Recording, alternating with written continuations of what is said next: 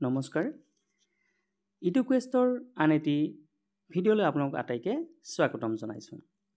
কৃষ্ণকান্ত সন্দিকৈ ৰাজ্যিক মুক্ত বিশ্ববিদ্যালয়ৰ বিভিন্ন ধৰণৰ খবৰ বা বাতৰিৰ বাবে আপোনালোকে আমাৰ ইডুকুৱেষ্ট চেনেলটি ছাবস্ক্ৰাইব কৰিবলৈ নাপাহৰিব, লগতে লাইক আৰু কমেণ্ট কৰিবলৈ নাপাহৰিব।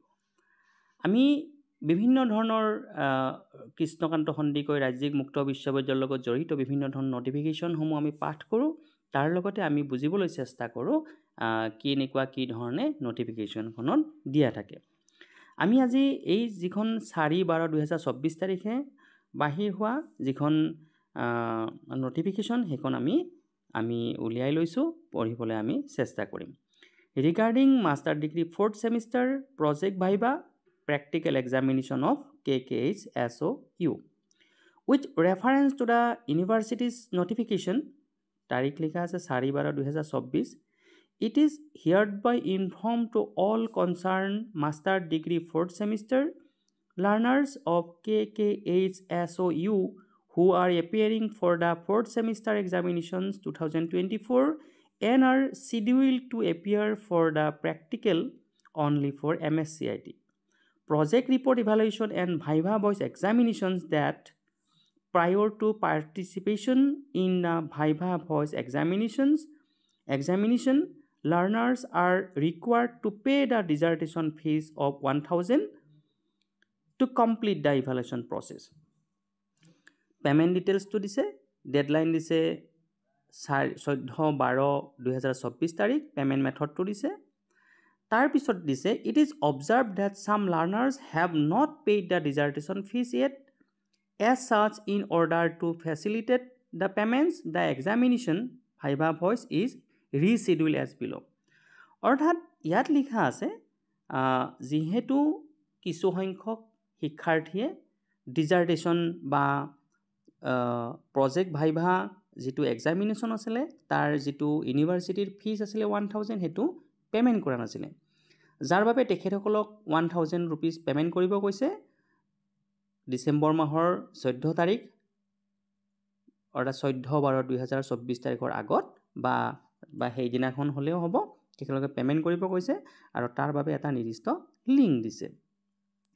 আৰু এই যিটো আগৰ যিটো তাৰিখ আছিলে সেই যিটো আগৰ তাৰিখটো কি কৰিছিলে ৰিচিডিউল কৰিছে।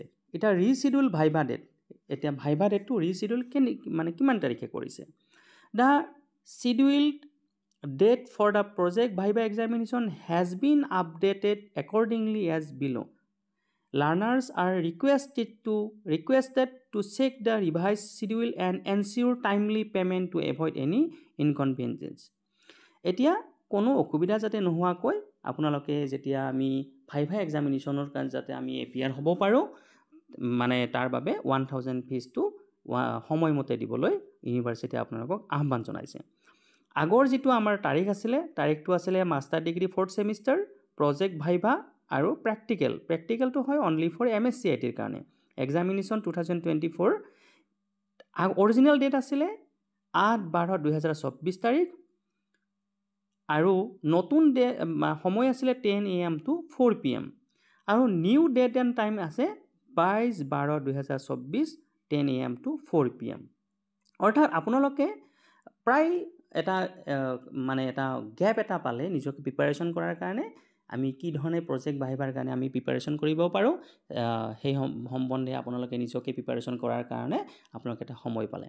গতিকে আজি যিখন নটিফিকেশ্যন আছিলে আমি নটিফিকেশ্যনৰ দ্বাৰা আমি এইটো বস্তু বুজি পালোঁ যে যিটো ডিজাৰ্টেশ্যন বা প্ৰজেক্ট ভাইভা যিটো আছে সেইটো আমাৰ 8/12/2024 তাৰিখ আছিলে আৰু যিহেতু বহু সংখ্যক শিক্ষাৰ্থীয়ে পে'মেণ্টটো কৰা নাছিলে, যাৰ বাবে ইউনিভাৰ্চিটিয়ে 14/12/2024 তাৰিখৰ আগত পে'মেণ্ট কৰিব দিছে আৰু যিটো ডেট আছে এক্সটেণ্ডেড ডেট এতিয়া হ'ল 22/12/2024 তাৰিখ।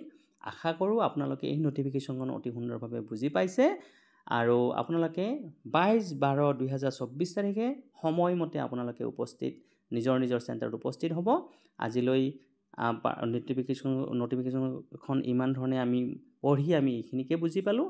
পৰৱৰ্তী সময়ত আপোনালোকে এনেকুৱা ধৰণৰ বা বাতৰিৰ বাবে আমাৰ চেনেলটো ছাবস্ক্ৰাইব কৰিবলৈ নাপাহৰিব। ধন্যবাদ।